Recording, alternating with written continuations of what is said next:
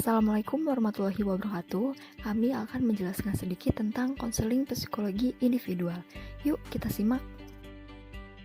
Anggota kelompok kami terdiri dari Baginda Triwahyudi, Celia Safapriani, Farhan Fauzan Siswadi, Ferdi Fadil Huda, Fahresa Normasyadani, Maisyon Firmansyah, Mahdania Tunggaldewi, dan Selawati. Pengertian konseling psikologi individual. Model konseling psikologi individual dipelopori oleh Alfred Adler. Model konseling psikologi individual didasarkan atas pandangan holistik mengenai pribadi manusia. Kata individu berarti bahwa manusia dipandang sebagai suatu kesatuan yang tidak dapat dipisahkan.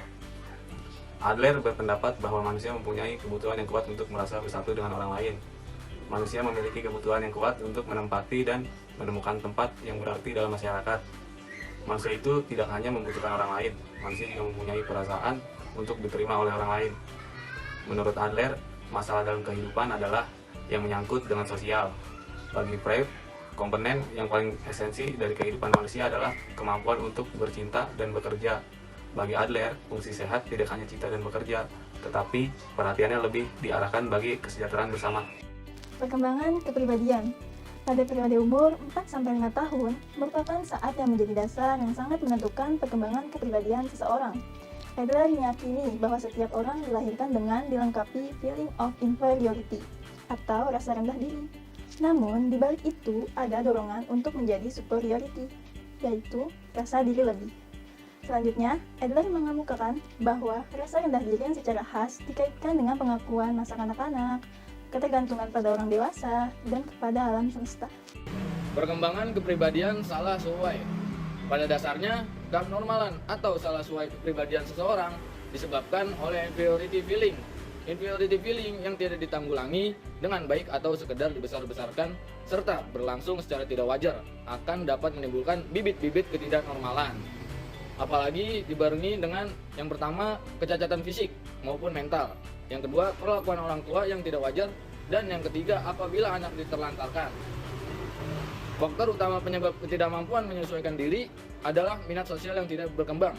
Selain faktor rendahnya minat sosial, faktor lain yang menimbulkan neurotik adalah karena individu yang pertama cenderung menetapkan tujuan yang terlalu tinggi. Yang kedua, hidup dalam dunia sendiri. Dan yang ketiga, mempunyai gaya hidup yang kaku dan dogmatik. Tujuan konseling pertama ada mengubah konsep tentang diri klien sendiri. Individu yang mengalami masalah sebetulnya disebabkan oleh karena konsep diri yang dimilikinya bersifat negatif.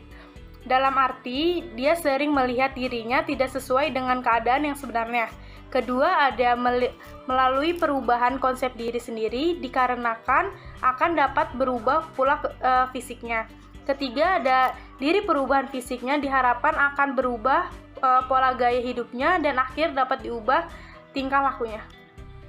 Proses konseling. Pada saat konseling yang harus dilakukan oleh konselor yaitu mengumpulkan data dan informasi tentang kehidupan klien pada masa balita. Hal ini untuk menemukan feeling of inferiority yang mungkin masih tertahan sampai sekarang dan untuk menemukan usaha guna menutupi rasa rendah dirinya melalui tampak gaya kehidupannya. Maka dari itu, yang harus diperhatikan konselor dalam proses konseling adalah yang pertama, harus ada perwujudan hubungan yang akrab antara konselor dan klien. Yang kedua, konselor mendengarkan dan memahami apa yang disampaikan oleh klien. Yang ketiga, tahapan dalam proses konseling yaitu yang pertama, konselor mencoba berusaha untuk mengerti tujuan hidup dan gaya hidup yang dianut klien sampai proses konseling. Yang kedua, konselor mencoba menganalisis dan menafsirkan tingkah laku klien. Yang ketiga, menganalisis permasalahan itu dalam kaitannya dengan minat sosial klien.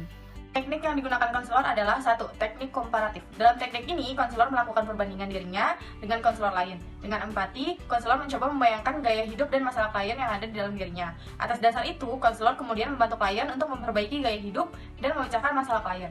2. Teknik analisis mimpi.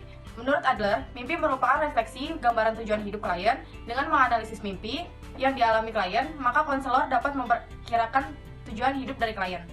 Atas dasar itu, kemudian konselor membantu klien. Selain itu, ada beberapa fase yang dilakukan konselor dalam memberikan layanan konseling berdasarkan model, yaitu menerapkan hubungan, menggali dinamika individual, memberi semangat untuk pemahaman, dan yang terakhir menolong agar bisa berorientasi ulang. Kekuatan sendiri dibagi menjadi 4. Yang pertama ada keyakinan optimistik bahwa setiap orang dapat berubah, dapat mencapai sesuatu. Arah evaluasi manusia bersifat positif. Yang kedua, ada penekanan hubungan konseling sebagai media untuk mengubah klien. Yang ketiga, ada menekankan bahwa masyarakat tidak sakit atau salah, akan tetapi manusia yang sakit atau salah. Yang keempat, menekankan bahwa kekuatan sebagai pusat pendorong perilaku. Kelemahan A. Terlalu banyak menekankan pada tilikan intelektual dalam upaya perubahan. B. Penekanan yang berlebihan pada pengalaman nilai dan minat subjektif sebagai penentu perilaku. C. Minimalkan faktor biologis dan riwayat masa lalu.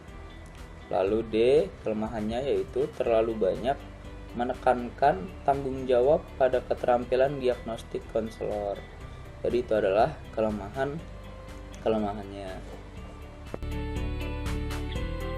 Itu dia sedikit cuplikan materi yang sudah kami jelaskan. Semoga bermanfaat. Terima kasih.